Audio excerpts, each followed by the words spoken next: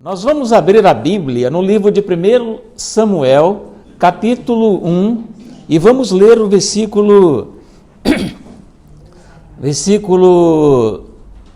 16 e 17. 1 Samuel, capítulo 1, versículo 16 e 17. Não consideres tua serva como uma filha de Belial, pois da profusão da minha queixa e angústia tenho falado até aqui. E então Eli respondeu e disse: vai em paz, e o Deus de Israel te conceda a tua petição que lhe fizeste. Amém. Amém. Queridos, vamos agora discorrer a palavra de Deus num tema interessante: como alimentar as nossas esperanças. Como alimentar as nossas esperanças. Hoje nós vivemos num mundo muito turbado, onde as pessoas geralmente pouco falam de esperança. Nós vamos abrir a Bíblia no livro de 1 Samuel e ler o primeiro capítulo, do versículo 1 até o versículo 20. Versículo 1 até o versículo 20. Aqui tem uma mensagem toda especial para nós, vinda do céu nesta manhã. Aqui fala sobre o nascimento de Samuel, mas eu não vou falar sobre o nascimento de Samuel, mas as atitudes e a esperança que a sua mãe nutria no seu coração. Ora, havia um certo homem, Ramataim Zofim, do monte Efraim, e o seu nome era Elcana, o filho de Jeroão, o filho de Eliú, o filho de Tou, o filho de Zuf, um efrateu. E ele tinha duas esposas. O nome de uma era Ana e o nome da outra Penina. E Penina tinha filhos, mas Ana não tinha filhos. E esse homem subia de sua cidade anualmente para adorar e sacrificar ao Senhor dos Exércitos em Siló. E os dois filhos de Eli, Ofni e Finéias, os sacerdotes do Senhor, estavam lá. E quando o tempo de Elcana ofertar chegava, ele dava a Penina, sua esposa, e a todos os seus filhos e filhas dela porções. Mas para Ana, ele dava uma porção digna, pois ele amava Ana. Mas o Senhor havia fechado o seu ventre, e a sua adversária também provocava severamente para afligi-la, porque o Senhor havia fechado o seu ventre. E como ele assim fazia ano a ano, quando ela subia à casa do Senhor, deste modo ela a provocava. Por isso ela chorava e não comia. Então disse Elcana ao seu marido a ela: Ana, por que choras tu? E por que não comes? E por que o teu coração está entristecido? Não sou eu melhor para ti do que 10 filhos? Assim Ana se levantou depois de eles haverem comido em Siló, e depois de eles haverem bebido. Ora, Eli, o sacerdote, assentou-se no assento junto a uma coluna no templo do Senhor. E ela estava em amargura de alma, e orava ao Senhor e chorava sobejamente. E ela fez um voto e disse: ó Senhor dos Exércitos, se tu verdadeiramente atentares para a minha aflição, para a aflição da tua serva, e de mim te lembrares, e não te esqueceres da tua serva, mas desejares conceder à tua serva um menino, então eu darei ao Senhor todos os dias da sua vida, e nenhuma navalha virá sobre a sua cabeça. E sucedeu que, enquanto ela continuava a orar diante do Senhor, Eli observava a sua boca. Ora, Ana falava em seu coração, somente os seus lábios se moviam, mas a sua voz não era ouvida. Por isso Eli pensou que ela estivesse ébria. E Eli disse a ela: por quanto tempo ficarás ébria? afasta de ti o teu vinho. E Ana respondeu e disse: não, meu senhor, sou uma mulher de espírito pesaroso, não bebi vinho nem bebida forte, mas tenho derramado a minha alma diante do Senhor. Tu, aliás, não consideres tua serva como uma filha de Belial, pois da profusão da minha queixa e angústia tenho falado até aqui. Então Eli respondeu e disse: vai em paz, e o Deus de Israel te conceda a tua petição que fizeste. E ela disse: que a tua serva ache graça à tua vista. Assim a mulher tomou o seu caminho e comeu, e o seu semblante já não era triste. E eles se levantaram cedo de manhã e adoraram diante do Senhor, e retornaram e chegaram à sua casa em Ramá. E Elcana conheceu Ana, sua esposa, e o seu senhor se lembrou dela, porquanto concedeu que, quando chegou o tempo, depois de Ana ter concebido, ela deu luz a um filho que chamou de Samuel, dizendo: porque eu pedi ao Senhor. Louvado seja Deus. Amém. Aqui nós vemos uma história que é fantástica, a experiência desta mulher. Ela tinha esperança de ter um filho. Naquela época era diferente as coisas. As mulheres, quando elas casavam com o único objetivo de ter filhos, de reproduzir, de ver o fruto do seu filho. Ana, ela contemplava as vacas do seu marido, ela contemplava as ovelhas, ela contemplava a outra mulher do seu marido, ela contemplava as mulheres e ela não tinha filhos. Irmãos, os nossos sonhos precisam ser regados com a chuva da esperança e aspergido com o orvalho da fé. Podemos ligar nossa vida, nós podemos ligar nossa vida num piloto automático.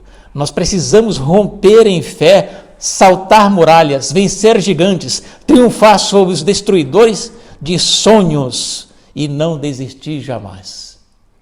O que mais existe hoje na vida, no que nós vemos, são pessoas que estão ali para destruir os nossos sonhos.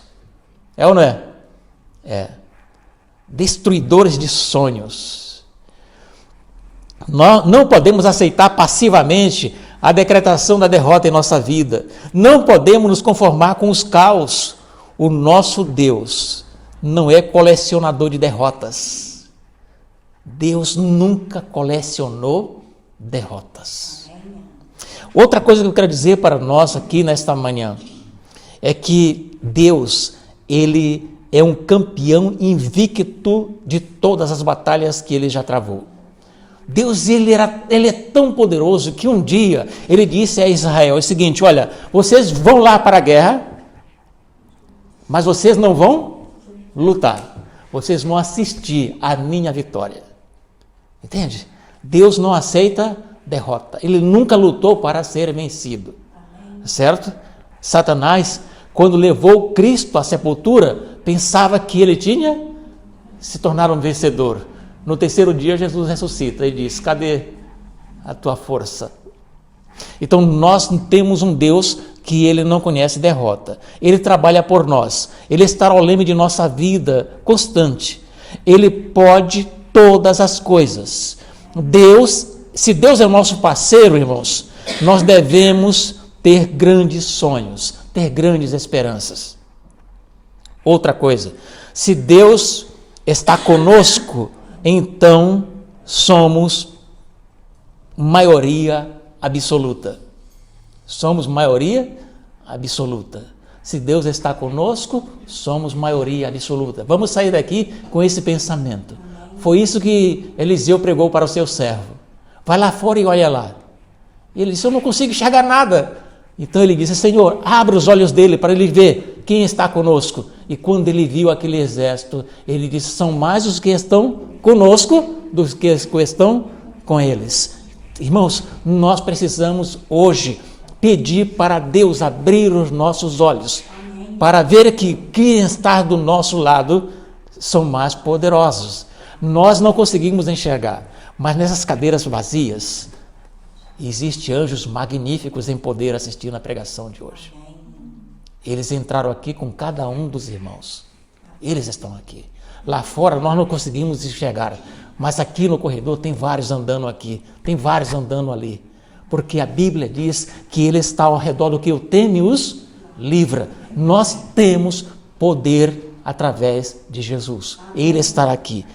Ana nos ensina 3 princípios para alimentar as nossas esperanças. O primeiro é que devemos continuar crendo na intervenção soberana de Deus. Nós precisamos crer na soberana. Ana orou vários anos pela sua enfermidade, sem ver nenhuma evidência de cura. Ela orava para que Deus abrisse a sua madre, mas não tinha evidência. Ela sofreu todo tipo de pressão para desistir de esperar em Deus um milagre. Contudo, nem os destruidores de sonhos, nem a demora de Deus esvaziaram seu coração da esperança. Deus demorou para atender a oração dela, mas atendeu. E Deus está muitas vezes demorando para atender a nossa oração, mas Ele vai atender. No momento certo Ele atende. E Ele atende da melhor maneira possível. Irmãos, no versículo 10, vamos ler o versículo 10? Quem pode ler o versículo 10? Leia com calma, bem legível, bem inteligente esta leitura. Versículo 10. Como é que ela estava? Ela, pois, com amargura de alma, orou ao Senhor e chorou abundantemente. Irmãos, como é que nós devemos orar hoje? A oração que é feita com amargura de alma, ela é atendida. Tá certo? Sabe o que diz as Escrituras? Que nós oramos muito pouco e nós oramos com pressa. Entende? Nós oramos com pressa. E diz que aquele que ora com pressa não pode receber a bênção. Se eu vou até a casa do irmão Marcondes pedir 100 euros para me aliviar naquele dia, para socorrer uma necessidade, e eu somente digo, olha, me empresta 100 euros, mas eu não espero ele lá no quarto buscar a carteira e vou embora apressado porque ele está demorando muito, o que acontece? Eu vou continuar com a necessidade. Bom, ele pode fazer o que quiser, pode até limpar a casa, lavar arroz, mas eu tenho que ficar esperando ali, porque eu pedi e ele entrou, ele não me disse não. Então, mas está demorando, será que ele não vai sair? E se eu sair apressado porque ele demorou, eu não vou receber? E ele passa 1, 2, 3 horas para me atender. Mas quando ele vem com 300 euros e diz que é para mim não pagar. É assim que Deus trabalha. Ele dá o triplo, o quádruplo. É? A Bíblia diz que nós iremos receber 100 vezes aqui na terra e no fim a vida eterna. Está dando para entender como é que Deus, Ele só quer ver se nós temos paciência para esperar o que nós estamos pedindo, e Ele vai dar para nós. Queridos, Deus é um Deus extraordinário. Não deixe que a chama da esperança apague o seu coração. O impossível dos homens é possível a Deus. O Senhor é maior do que todos os nossos problemas. Para Ele, não há coisa demasiadamente difícil. Eu tenho um defeito que eu vou falar para você. Um dos meus, porque eu tenho muitos. Um dos meus defeitos. Eu digo isso constantemente. A minha esposa me repreende todo dia. Eu digo assim, as coisas estão difíceis. Quem já falou isso? Nossa, mas eu falo isso direto. Aí a minha esposa me repreende assim, agora não está difícil, ainda vai ficar. É o princípio das dores. Minha esposa me repreende dessa forma. E quando eu digo as coisas estão difíceis perto dela, eu já sei o que eu vou ouvir. E eu já me policio, tentando não dizer, mas as coisas estão difíceis. Deus não conhece dificuldade. Interessante isso aqui. Deus não conhece dificuldade. É esse o Deus que nós servimos. Bom, irmãos, Tem um caso na Bíblia que eu também acho muito interessante, é a viúva de Sarepta. Estava vivendo uma crise de fome, não havia nada em casa, só um bocado de azeite e uma porção de farinha, para fazer uma última refeição e aguardar a morte inevitável. Mas ela se sentou no canto da casa desanimada. Aliás, ela não se sentou no canto da casa desanimada. Aceitando a decretação do fracasso da vida, ela saiu para apanhar lenha para fazer o último bolo. Ela não parou de pedalar. Sabe, irmãos, sabe o que acontece conosco quando estamos montados numa bicicleta que paramos de pedalar? O que acontece? Ela cai. Porque ela roda, a gente está equilibrado ali, mas quando ela para, nós vamos cair porque paramos de pedalar. A viúva não parou de pedalar. Interessante é que ela não parou e o milagre aconteceu. Deus multiplicou a farinha na sua panela e o azeite da botija antes de derramar a chuva sobre a terra. Antes de derramar a chuva sobre a terra. Aqui em Portugal teve muitos incêndios esses dias e ainda está tendo. E eu vim agora de Lisboa, na alta estrada, a gente vê de um lado e de outro a destruição do fogo. Entende? Mas sabe o que faz? O que eu faço particularmente quando está tendo incêndio? Eu me fecho lá no quarto e oro, Senhor, manda uma chuva poderosa. Eu até hoje não fui atendido, mas eu não paro de orar. Porque qualquer dia desse o fogo estará destruindo. Choveu, né? Choveu. E o fogo estará destruindo, mas Deus manda a chuva, não para. O irmão Pedro Batista, no dia do fogo ali em Leiria, eu liguei para ele, que eu sabia que ele estava em apuro. Algo tocou no meu coração e eu disse, irmão Batista, como está? Ele disse, irmão, eu estou ilhado aqui, eu não posso ir lá. Porque o barracão, que é o lugar onde ele mora, tem um depósito, o escritório, é isso mesmo? Sim, o barracão e o escritório. É o escritório. E lá perto estava a 500 metros do fogo. A 500 metros. E ele não podia chegar lá porque não podia passar pela estrada. Os homens não deixam. Era fogo de um lado e de outro. E eu orei novamente. Chamei a minha esposa, vamos orar. E minha esposa orou também. Né? No outro dia, eu mandei, e aí? Bom, eu dormi naquele dia preocupado. Mas eu amanheci descansado. Bom, se não tem nenhuma mensagem, não chegou nada, é porque o Senhor desviou o fogo do trabalho dele, da sede dele lá, né? E realmente foi o que aconteceu. Porque Deus, os seus filhos, andam protegidos. Eles andam protegidos. Não acontece nada. Irmãos, nós precisamos ter sempre em mente, saber sempre que Deus, Ele é poderoso. Irmãos, Abraham Lincoln sofreu muitas derrotas. Eu quero falar sobre esse homem, que quando eu leio a história, a biografia de Abraham Lincoln, inclusive eu tenho uma em inglês, né? Não sei ler inglês, mas eu tenho, só porque eu sou amante da biografia, com a esperança de um dia aprender para me ler toda, seu termo original. Mas eu tenho uma biografia dele em português. E na biografia dele diz que ele sofreu muitas derrotas ao ser eleito, até ser eleito presidente dos Estados Unidos. Ele não desistiu de seu sonho e tornou-se o maior estadista daquela nação. Vejamos aqui uma trajetória dele até a Casa Branca. Em 1818, a mãe dele morreu.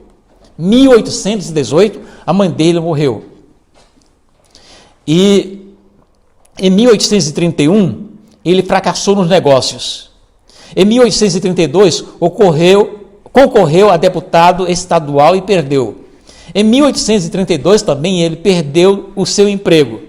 Em 1833 tomou dinheiro emprestado para começar o negócio e por volta do final do ano estava falido. Passou os 16 anos seguintes pagando as dívidas. 17 anos pagando as dívidas. Em 1834, candidatou-se novamente a deputado estadual e dessa vez foi vitorioso. Em 1835, sua noiva morreu. Sabe o que é perder uma noiva? Aí está. Em 1835, sua noiva morreu e ele ficou desolado. Em 1836, ele teve um colapso nervoso e ficou acamado durante 6 meses. Em 1838, foi indicado para porta-voz da Câmara Estadual. Foi derrotado. Em 1840, indicado para o Colégio Eleitoral. Foi igualmente derrotado. Em 1843, candidato ao Congresso. Perdeu. Em 1846, candidato ao Congresso novamente. Dessa vez ele ganhou. Foi a Washington e fez um bom trabalho. Em 1848, candidato à reeleição no Congresso, enfrentou nova derrota. Em 1854, candidato ao Senado dos Estados Unidos, perdeu a eleição. Em 1856, tendo solicitado a indicação para vice-presidente da Convenção Nacional do seu partido, obteve menos de 100 votos. Em 1858, candidatou-se ao Senado dos Estados Unidos e perdeu novamente. Somente em 1860 foi eleito presidente dos Estados Unidos. Lutou. Altos e baixos, né? Você sabe o que é lutar com o fracasso e não se dar por vencido? Interessante isso aqui. Irmãos, todos os salvos que estarão lá na eternidade lutaram com os seus fracassos. Lutaram com os seus defeitos de caráter. Lutaram contra as tentações. O próprio Jesus veio. No dia em que ele nasceu, já tinha gente procurando para matá-lo. É ou não é? Cresceu sendo criticado na carpintaria. Cresceu sendo perseguido. Cresceu sendo desacreditado. Quando ele entra no ministério, as pessoas chamam ele de impostor. Diz que ele era Beelzebu, tinha Beelzebu e era usado pelo diabo. Eu, quando olho a biografia de Jesus, eu vejo que ele venceu o fracasso de todas as formas. A Bíblia diz que ele em tudo foi tentado, mas não vencido. Não vencido. Queridos, nós precisamos ter. Segundo ponto aqui que eu quero chamar a atenção dos irmãos, o segundo princípio para alimentar as nossas esperanças, os nossos sonhos. Devemos abrir o coração para Deus e crer na promessa infalível de Deus. Nós devemos fazer isso o mais rápido possível. Crer na palavra de Deus, crer na promessa de Deus. Crer no que Deus prometeu. Ana revelou uma grande maturidade em relação ao sacerdote Eli. Ele a tratou como se estivesse embriagada. Ela, porém, não saiu da casa de Deus, magoada, falando mal do sacerdote. Ela não desistiu. Não abrigou no coração as palavras insensatas do Eli. Não saiu do templo dizendo, nunca mais eu volto a este lugar. Esse pastor me julgou, que homem é esse? Esse homem diz que é homem de Deus e está aí me julgando, dizendo que eu estou bêbado aqui e eu estou fazendo oração. Ela não se zangou. Ela não deixou o seu coração azedar. Mas respondeu a Eli, não, Senhor, eu não estou bêbada, eu não sou embriagada, não me trate como uma filha de Belial, eu sou uma mulher amargurada de espírito, eu sou uma serva de Deus, eu quero ter um filho, e é por isso que eu estou aqui, eu estou querendo um filho, eu quero um filho de Deus, eu quero dedicar um filho a Deus. Ela explicou, foi então que Eli disse, vai minha filha, vai em paz, e que Deus ouça a tua oração, atenda ao teu pedido. É digno de nota, irmãos, que Ana não se deu por vencida.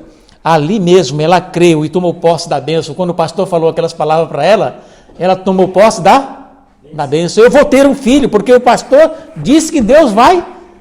Tudo o que ela queria ouvir era uma palavra positiva, de alguém de influência. Ela já não estava mais sozinha com Elcana.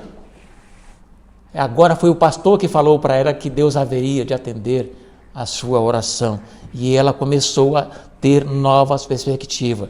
O terceiro princípio é devemos voltar às trecheiras de lutas. Devemos ir avante, devemos lutar. Ana parou de chorar, voltou a sorrir e começou a respirar o oxigênio da vida e caminhou em direção ao milagre.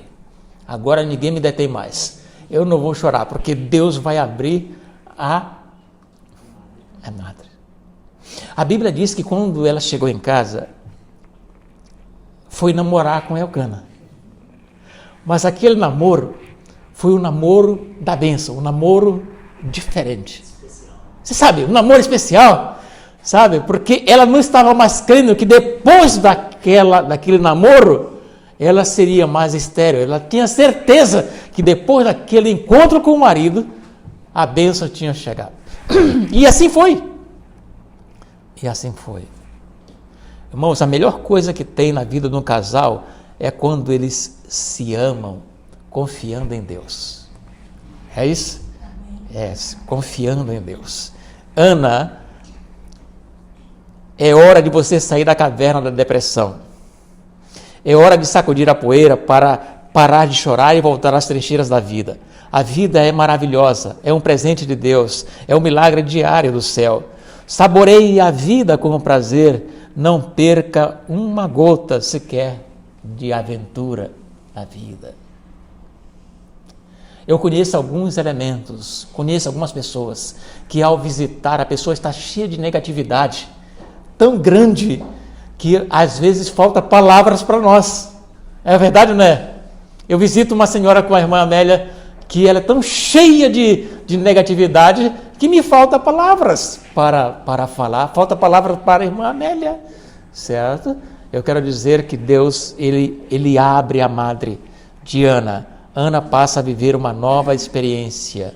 Ana agora tem nova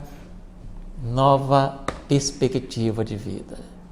Irmãos, o que eu quero dizer para todos nesta manhã é que nós precisamos confiar mais em Deus. Amém. A minha esposa tem razão.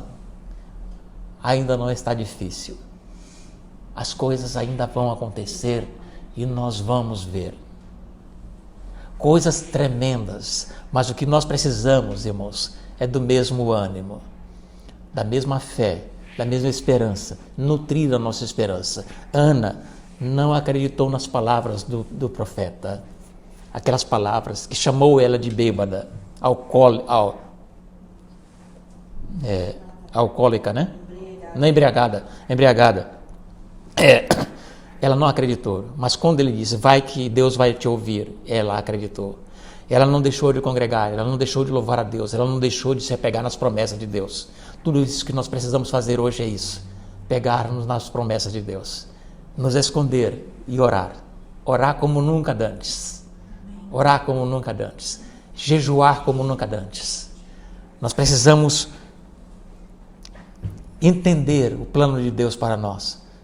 Deus nunca conheceu fracasso e os seus filhos nunca conhecerão o fracasso. Nunca serão vencidos pelo fracasso. A Bíblia diz que o justo cai. E o que acontece? E se levanta. Certo? Davi caiu? Caiu. Salomão caiu? Caiu. Moisés caiu? Caiu. E quando... Pedro caiu? Caiu. Todos eles caíram. Todos eles. Mas eles se levantaram e continuaram. Essa semana atrás eu vi um pastor pregando e eu achei muito interessante. Por que só Pedro saiu do barco naquela noite e andou sobre as águas? Por que só ele? Porque só ele creu que ele poderia andar em cima. Os outros tiveram medo. Agora eu pergunto para os irmãos, os outros poderiam ter andado em cima da água? Tinham. Eles poderiam sair todos juntos. Vamos, Pedro, vamos juntos fazer aqui um piquenique na água. Sentar ali. Conta agora, Jesus, essa história. Nós vamos ouvir aqui, somos acostumados a ouvir sentado na relva.